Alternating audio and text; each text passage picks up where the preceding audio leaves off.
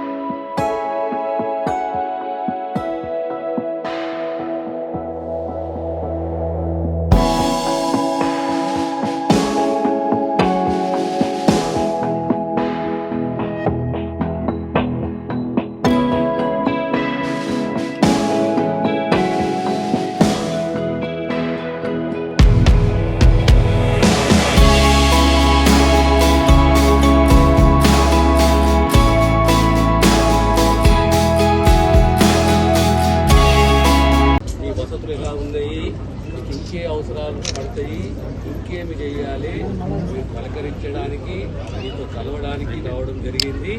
6,24,00,000తోటి మీ కస్తూర్బా ఆందోళన కస్తూర్బాకు సంబంధించి అన్ని కార్యక్రమాలు చేపడతాం.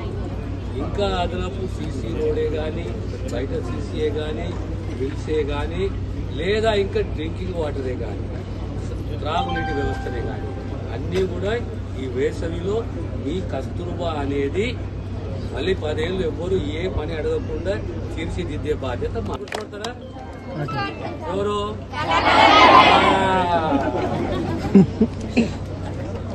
సరే, ఇక మాకు సెలవు అయ్యా మరి చెప్పేట.